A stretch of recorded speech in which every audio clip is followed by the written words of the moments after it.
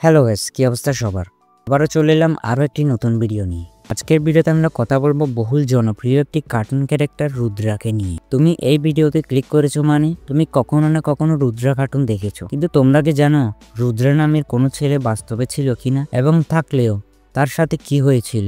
না জেনে থাকলে সমস্যা নেই, আমি জানাবো। তবে হ্যাঁ, ভিডিও ভালো লাগলে ভিডিওতে একটা লাইক দিও, আর এরকম আরো ভিডিও পেতে এই চ্যানেলটিকে সাবস্ক্রাইব করে পাশের বেল আইকনটি বাজিয়ে দাও। চলো তাহলে বেশি বকবক না করে শুরু করি আমাদের আজকের ভিডিও। তো গাইস, রুদ্রা কার্টুনের ক্রিয়েটরের নাম হচ্ছে সুমিত দাস। তিনি তার একটি ইন্টারভিউতে নিজের জীবনের গল্প তুলে ধরেন।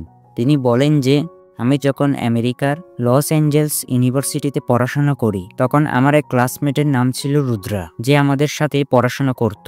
ছেলেটা খুব একাকী ছিল, কখনো কারোর সাথে মেলামেশা করতো না। তার বন্ধুর সংখ্যাও ছিল কম, সবসময় একা একা বই নিয়ে বসে থাকতো। এজন্য ক্লাসের সবাই ভাবতো ওর হয়তো মাথায় সমস্যা, কিন্তু আমার ওকে অনেক ভালো লাগতো। এজন্য আমি প্রায়শই ওর সাথে কথা বলতাম। এভাবে ও আমার অনেক ভালো বন্ধু হয়ে যায়। আমি ওর থেকে অনেকবার জিজ্ঞেস করছি যে ওর বাড়ি কোথায়, কিন্তু ও কখনো বলেনি। ও সবসময় বলতো আমাকে আমার দাদাজি এখানে রেখে গিয়েছে আমার পড়াশোনার জন্য। এজন্য আমি রুদ্রাকে আর কখনো ওর বাসার কথা জিজ্ঞেস করিনি। এভাবে প্রায় 3 বছর চলে যায় এবং রুদ্রা আমার অনেক ভালো বন্ধু হয়ে গিয়েছিল। সে সবসময় আমাকে বিভিন্ন ম্যাজিক্যাল গল্প শোনাতো।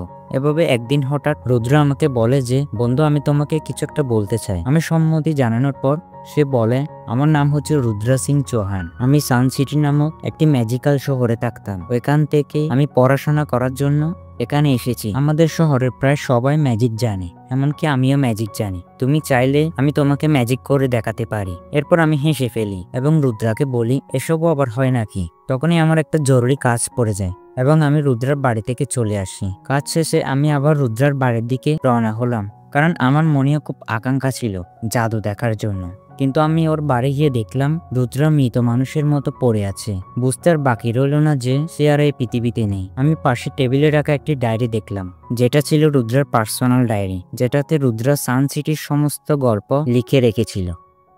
এরপর আরো সময় যাওয়ার পর আমাদের ইউনিভার্সিটি লাইফ শেষ হয়ে যায়। আমি কর্মজীবনে প্রবেশ করি। তখন আমার কাছে রুদ্রার সেই ডায়েরিটা ছিল। এরপর আমি সেই ডায়েরিটা পড়ে তার সান সিটির ব্যাপারে অনেক কিছু জানতে পারি এবং পরে আমার বন্ধু রুদ্রাকে স্মরণ করে রুদ্রা কার্টুনটি বানাই। তো গাইস, আজকের মতো এটাই ছিল আমাদের ভিডিও। এতক্ষণ আমি যা যা বলেছি সবই ইন্টারনেট থেকে নিয়েছি। সুমিত দাস তার একটি ইন্টারভিউতে এগুলো শেয়ার করেছে।